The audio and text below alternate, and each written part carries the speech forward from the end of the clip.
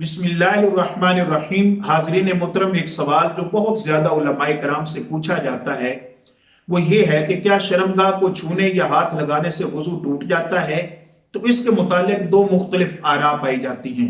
अहनाफ के यहाँ तवातुर के साथ ये अहदीस मौजूद है जिसमें आका अलैहिस्सलाम ने फरमाया कि ये तुम्हारे जिस्म का ही एक हिस्सा है, इसे छूने से या हाथ लगाने से वुजू नहीं टूटता।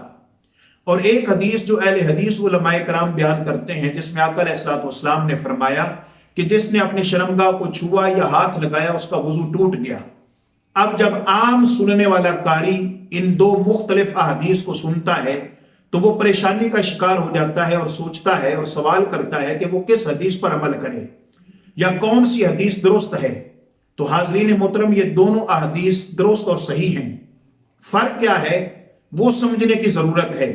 इसमें उलमाए कराम ने तत्बीक की है और फरमाया है कि अगर कोई शख्स आम हालात में खारिश की वजह से अपने नफ्स को छूटता है या हाथ लगाता है तो उसका वुजू नहीं टूटता।